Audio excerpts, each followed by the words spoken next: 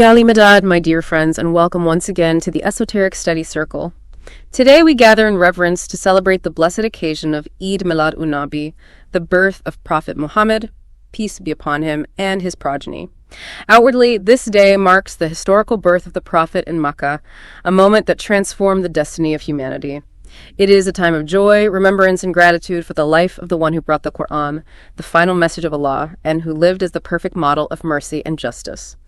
Inwardly, the Prophet's birth symbolizes the dawning of divine light in this world. This light, which has never ceased, continues to radiate through the chain of Imamat. To celebrate Milad-un-Nabi is therefore to awaken to this light in our own souls, to recognize the eternal guidance present in every age. As Mawlana Shah Karim declared in his presidential address at the International Seerat Conference in Karachi, March 11, 1976, the Prophet's teachings are not confined to the past. They provide timeless guidance for both our spiritual elevation and our worldly responsibilities. And it's precisely that timeless guidance and how it applies to our lives today that we're diving into.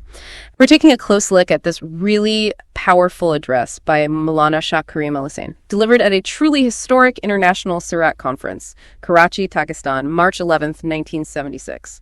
This isn't just about, revisiting history. It's about finding a living, breathing roadmap for us right now. So let's start there. Let's cast our minds back to that 1976 conference. It was called a rare historic moment of unity.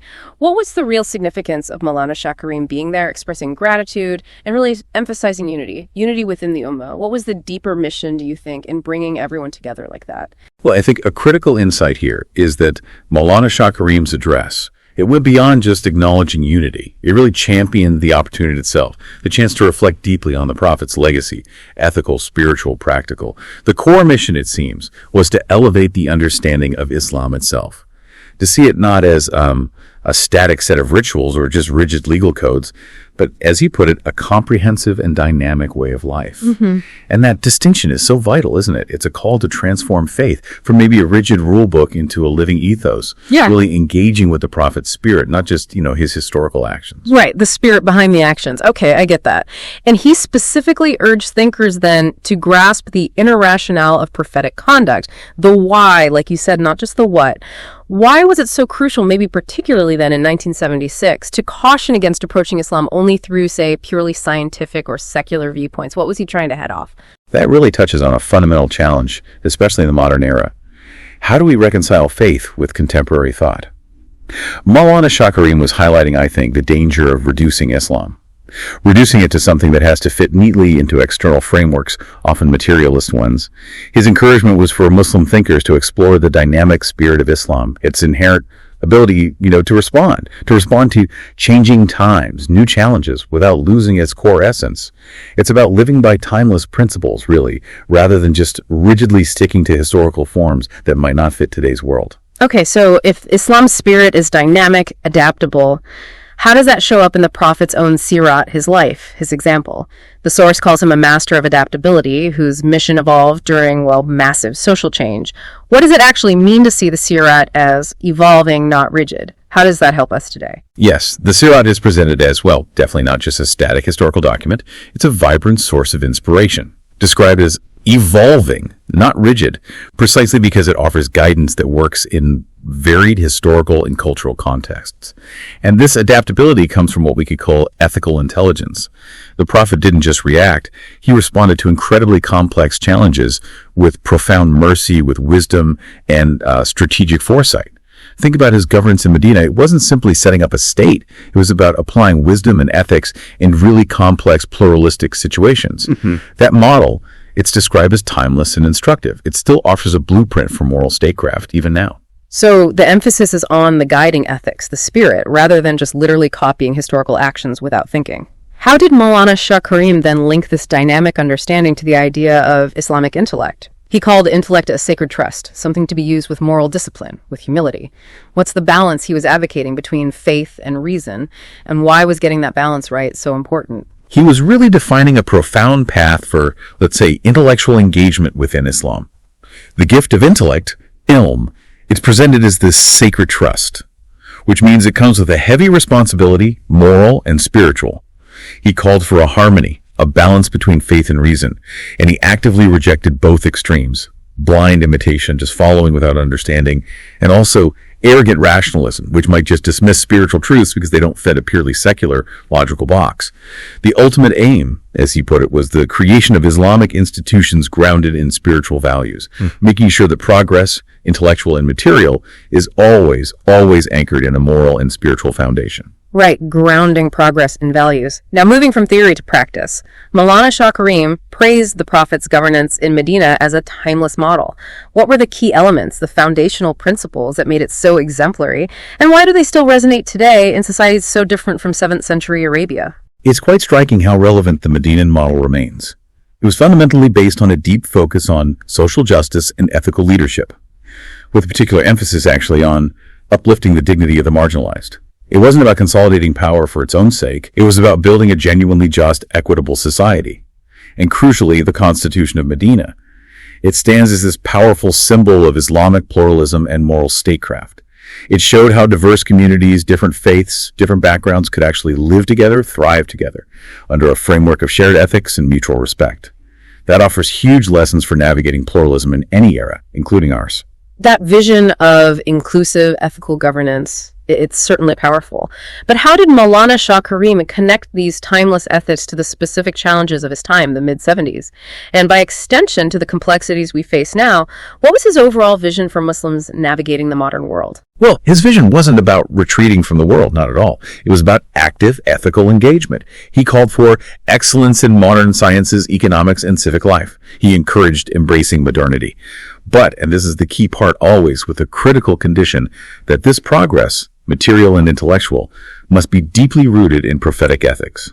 That ensures that innovation, development, they actually serve humanity, uphold justice. They don't just become ends in themselves. He also really stressed the need for collaboration within the Ummah, working together to uplift all Muslims with dignity, unity, and purpose.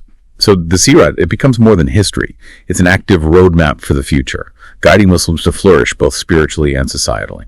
Okay, and then the address takes this deeply spiritual turn, moving beyond just outward imitation. What deeper meaning was Mawlana Shah Karim trying to awaken in people when approaching the Seerat? And what were the dangers he saw in just treating it like a history book? Yes, he issued a really significant caution there against treating CR as mere historical narrative or reducing Islam to empty rituals, just going through the motions. This is where the address, I feel, goes beyond a standard historical review and really dives into the profound fadeless. He urged believers instead to ignite the Mohammedan light within the self, to let the Seerat become a living flame in the soul. The risk he was pointing out was that without this inner awakening, without embodying the inner message, the Seerat could just become a dry academic subject or a set of routine actions. It would lose its power to transform. A living flame, an inner light. So what does this ultimately mean for us, for the listener? What's the esoteric understanding here? The profound spiritual declaration, especially about the Imam of the time. This is really getting to the heart of it. The deepest layer of Mawlana Shah Karim's message in that address. The esoteric perspective makes it clear. His focus on inner light, on timeless guidance, on the dynamic application of the Prophet's example, it points directly to the Imam of the time as the living manifestation of that Mohammedan light. The true Seerat, in this view, isn't just contained in old books. It is lived and personified in the Imam's existence, right here, right now.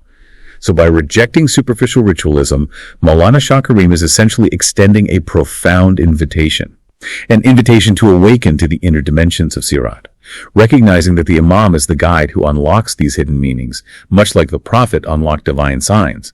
Ultimately, this address becomes a sacred call to recognize that light followed both within ourselves and as it shines through the Imam, and to realize that truly emulating the Prophet is only possible through the Imam's light and guidance. Wow, that's truly profound. So bringing this all together then, if we had to distill the core wisdom, what are the essential takeaways from this deep dive into Mawlana Shah Karim's 1976 address? Okay, let's try to summarize. We've uncovered several key insights, I think.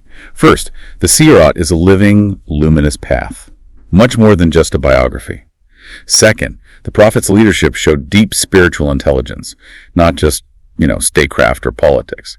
Third, faith and intellect, they must coexist, in balance with humility.